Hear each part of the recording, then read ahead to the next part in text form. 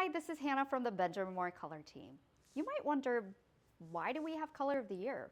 What's important about it? Well, for us, Color Trends is a great opportunity for us to share new ideas on how to bring color into the space. It's really based on a year-long exploration and research in art, design across all industries, cultural and environmental influences all around the world. And we take note of colors that seem most prevalent or influential for that following year. Then what we do is we bring it back to the world of paint, meaning translating those colors into colors that make sense in our home.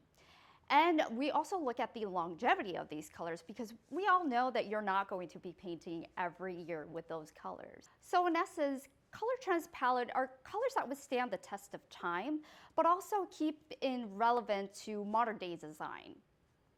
And of the full palette, of course, there is always that one color that takes the lead, the color of the year. And that color of the year always best represents, best summarizes the core message that we try to put forth for that year. If you want to hear more behind the scenes for Color Trends 2023, check back for more videos.